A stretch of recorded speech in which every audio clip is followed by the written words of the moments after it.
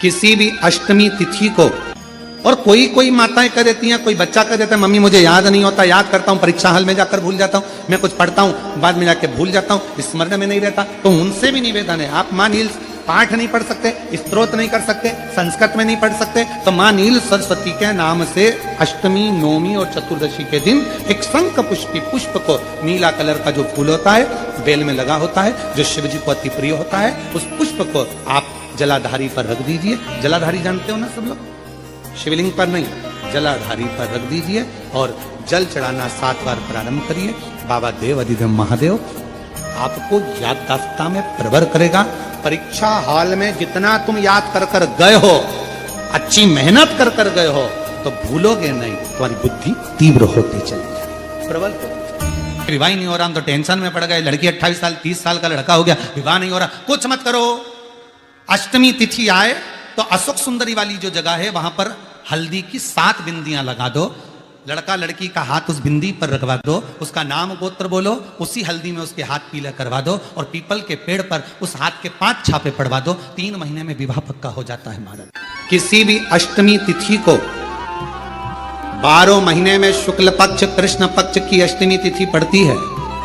यदि किसी भी अष्टमी तिथि को अगर किसी ने नियम बनाया 5 अष्टमी का, 8 अष्टमी का, 7 अष्टमी का, एक कनेर का पुष्प शिवजी के शिवलिंग को समर्पित करना,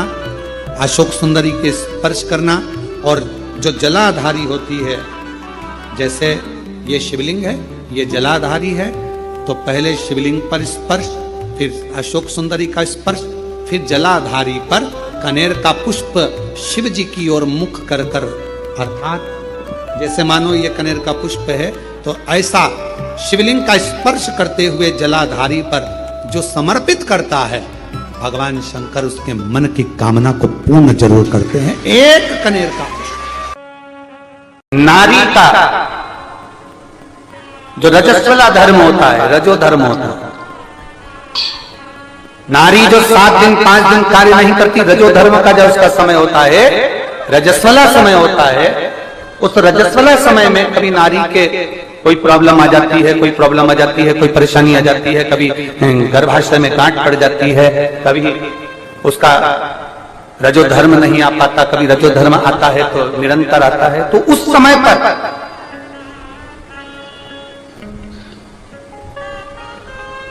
एक गूलर का फूल, एक घंटी वाला जो देवी जी को फूल चढ़ता है, जायसोन का बोलते हो, गूलर का बोलते हो, जिसका भी आप फूल बोलते हो, पुष्प लाल कलर का होता है, उसमें एक घंटी जैसा होता है, उसमें छोटे छोटे दाने से निकले, केवल एक पुष्प मां भवानी को जिस स्थान पर भगवान शंकर का शिवलिंग रखा हुआ है, ये जलाधारी जो है माता पार्वती जी का हस्त कमल है, किसी भी स्थान पर बैठकर एक पुष्प समर्पित कर कर मृत्यु मंजरी चक्र का स्मरण कर कर अगर नारी उस पुष्प को मंदिर के द्वार के बाहर बैठकर भी खा ले या घर पर भी खा ले, तो उसके रजो धर्म से जुड़ी हुई जो भी तकलीफें होती है या गर्भाशय में गांठ भी होती है, तो धीरे धीरे गलना प्रारंभ हो जाता है। उस मृत्यु मंजरी चक्र का स्मरण बड़ा ये थोड़ा सा लोगों को लगेगा, बताओ महाराज जी कहां का विषय लेकर बैठ गए, पर संपूर्ण भारत की मेरी जीजियों के लिए ये प्रयोग बहुत जरूरी, संपूर्ण भारत की मेरी जीजी मृत्यु मंजरी चक्र का स्मरण भी हमारे को सुख का अनुभव करा रहा है। एक नारी के जीवन को सुखता प्रदान करता, आनंदता प्रदान करता। जैसे संतान नहीं होने पर आप सफेद आंकड़े की जड़ बांधते हो, कौन सा नाम लेते हो? तुम रुकेश्वर महादेव का। तुम रूपा जी का नाम लेते हो, किस बार घुमाते हो, कमर पर बांध लेते हो, संतान का सुख प्राप्त हो जाता है। ऐसे मृत्यु मंजरी चक्र का स्मरण जब जब नारी को कोई तकलीफ आ रही है, डॉक्टर ने बोल दिया गर्भाशय में गठान पड़ गई, गर्भाशय में गांठ पड़ गई है, रसोली पड़ गई है, उस समय पर आपको स्मरण होना चाहिए, उस समय पर आपका स्मरण होना चाहिए। थोड़े दिन प्रयोग करिए और प्रयोग करने के बाद पत्र में लिखकर भी भेजना कि फल उसका फर्क पड़ा कि नहीं। किसी भी अष्टमी पर एक बेलपत्र, 3 शमी पत्र, आप कभी दिल से, कभी मौका मिले हृदय से अशोक सुंदरी वाली जगह का स्पर्श कर कर भगवान शंकर के शिवलिंग पर एक बार समर्पित कर कर देखना, और दूसरे वर्ष इंतजार करना कि तुम अष्टमी के दिन बाबा को शमी पत्र बेलपत्र दिया था, क्या बाबा ने तेरे घर में धन और वैभव दिया कि नहीं दिया? जो स्थिति में गाड़ी चल रही थी वो स्थिति की गाड़ी तेरी पार हुई कि ना? अगर किसी कामना के वश अगर हम दीप लगा रहे हैं या हमारे मन में कोई भाव उत्पन्न है और हम बाबा से कहना चाहते हैं कि बाबा मेरा ये कार्य है आप पूर्ण करिएगा, तो फिर शिव मंदिर में भी लंबी बाती का दीप आप प्रदोष या सोमवार की अष्टमी या सोमवार या आप शिवरात्रि को बाबा से निवेदन कर कर लगा सकते हैं। हाँ, विशेष जब कोई एक बहुत बड़ी बात हो और आपके कार्य में कहीं अटकल हो रही हो, तो एक ही दीप में दो बाती, शिव और शक्ति, लंबी बाती बनाई शिव और शक्ति के नाम से,